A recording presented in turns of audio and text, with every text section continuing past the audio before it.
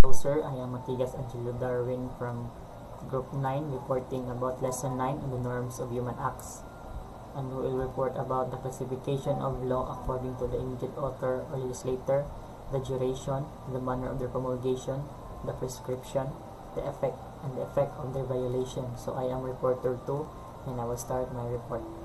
So classification of law according to the immediate author or legislator. So as the divine creator was in no way constrained to choose to create this universe as distinct from any other good possible universe, so human legislators have wide moral freedom to choose amongst alternative possible legal arrangements, making one set of provisions legally and presumptively morally obligatory by the sheer fact of adopting it. So legislators are the ones who writes and passes laws. They are often elected by the people of the state. Ang law para nila ay dapat legally arranged of making one set of provisions. They make laws according to what they have observed, and the majority of the House and in the Senate agrees to the bill and it becomes a law. So syempre ang katong law kay eagerly studied and morally good, and it's good for the people, and they must abide with it. B. The duration. It is beyond intended for common good that law appeals to its subjects' reason and gives them reason for regarding the law as authoritative and obligatory, morally as well as legally. Even when its subject or some of them would have made or preferred a different denomination, a different way of pursuing communal benefit, the rulers intend to promote common good support and is supported by their claim to rulership. Only if they have such intent can they instantiate the central case of government. So the duration of law must appeal to the reason to abide with it, and that reason must be morally and legally right. And if that reason is unfit for its purpose or is decayed, that's when it ends, or either the other party cancels that implied report or if it is violated. So the duration of the law ma-end kung na-violate or na-cancel or unfit siya para mapadayon ng said nga law. So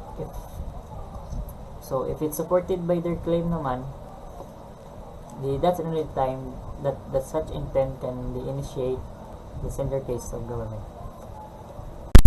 The third one is the manner of their promulgation.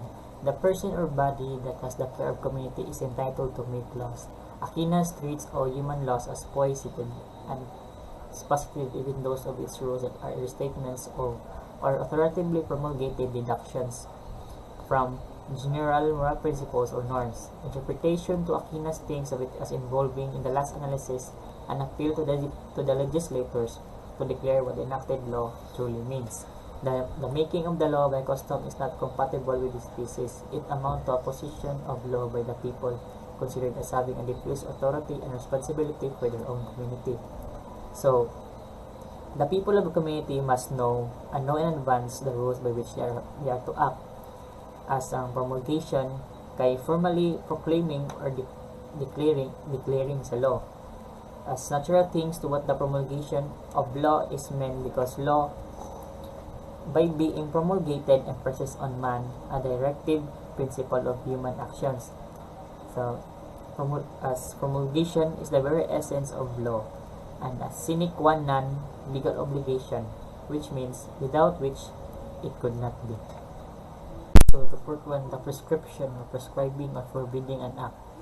It is not quite accurate to say that the state or its government has a monopoly of force, since one can justifiably use force as a decision to defend oneself or others from an attack or assault that is not itself justified, being criminal or insane.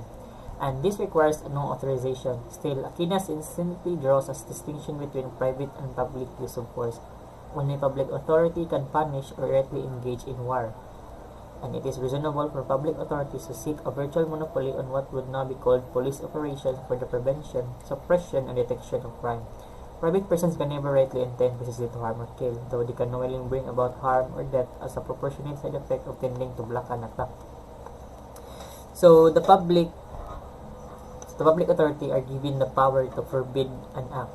So mauni sila atong mga police, judge o uban pa. Sila ang nagpadagan sa batas o control. Ang lawmakers ang prescribe, while ang atong mga police ang magpa-implement. ma-implement. Pero dili lang kay mo ni sila na pailain mga enforcers o uban pa. So sila gid ang kasagaran mo forbid kitang mga private, wala gid power to do such things, but when our life are in danger, we can defend ourselves, with exception kay we are entitled to take care of our lives. The effect of the violation. At the core of Aquinas' account of justified punishment is the notion that offenders are punishable because in choosing to offend, they have excessively indulged their will and thereby, he implies, gain a kind of advantage over those who have restrained their own wills from such excess. So, ang effect silang violation so they will be punishable sila by imprisonment, like sentence, o unsa pa ng uban diha nga punishable by law kay they choose to offend man, indulging their will nga mo kuan sila, so they must face the effect of their violation. So this violation are mo ani sila mga piso, like sentence o uban pa. Thanks. So that's all, sir. So thank you for listening, sir, and have a good day.